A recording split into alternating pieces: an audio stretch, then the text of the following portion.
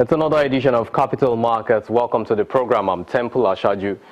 In the just concluded week, the Debt Management Office published Nigeria's debt statistics, which shows that Nigeria's domestic debt stock as of June the 30th, 2017, stood at 12.03 trillion naira, rising by 0.52% on a quarterly basis and 13.5% on a year-on-year basis. Now, state governments and the at the same period also registered 3 trillion naira, representing an increase in domestic debt stock by 1.42% on a quarter-on-quarter basis and 19.9% year-on-year, coming into 3 trillion naira. Now, in all, total debt stock increased by 0.70% on a quarter-on-quarter basis. Similarly, Nigeria's external debt stock rose 8.98% on quarter-on-quarter and 33.6% in terms of year-on-year to $15.05 billion US.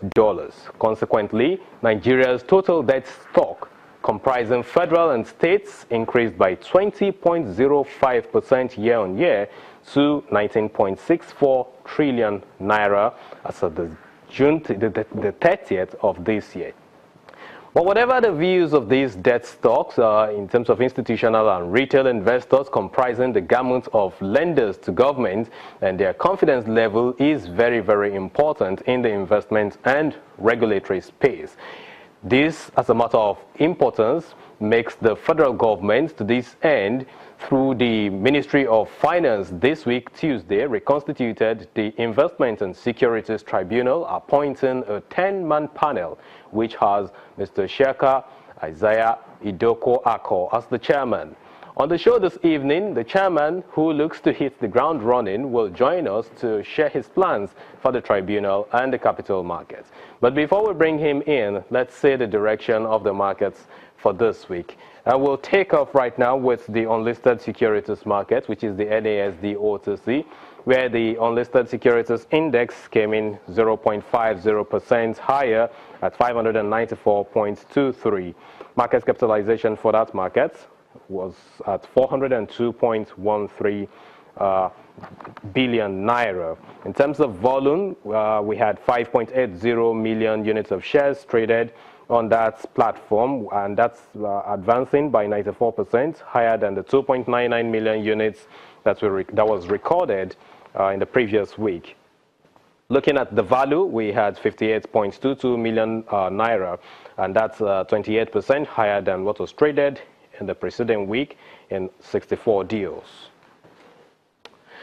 Over now to the FMDQ, where you have the federal government's bonds tradable. This week, federal government's bonds prices climbed further amid bargain hunting activities, as most of the papers saw appreciations with corresponding yields falling to the numbers that you have right there on screen. The 20-year paper, which had a coupon rate of 10%, July 2030 dropped by 35 kobo, and the yield stands at 16.26%, all the way from 16.35%. Detail for the 10-year, 7-year, and 5-year papers. There were so much appreciations there. Let's go over to the Euro bonds, FGN bonds tradable on the London Stock Exchange.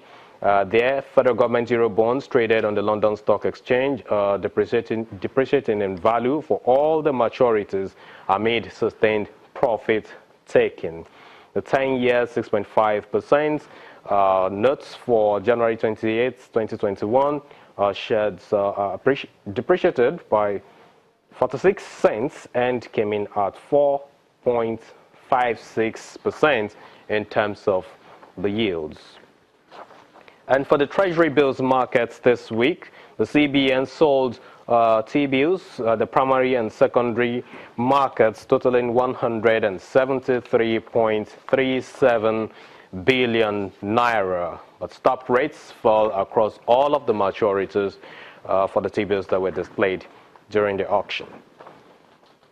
Moving on to Equities Market, in spite of the losses recorded on the 3 trading days, the market returned positive for the week. This is attributed to the gains recorded by some large cap takers especially Dangote Cement, which advanced week on week by 0.50%, thereby offsetting the sell-downs noted on several stocks. The all-share index and market capitalization rebounded slightly from last week's losses, inching higher by 1.37% week on week, while total volume of trades accelerated 22.26% as 16,070 deals worth 60.54 trillion naira were concluded in the market. Most of the sectoral indices closed in green, except the consumer goods and the oil and gas index.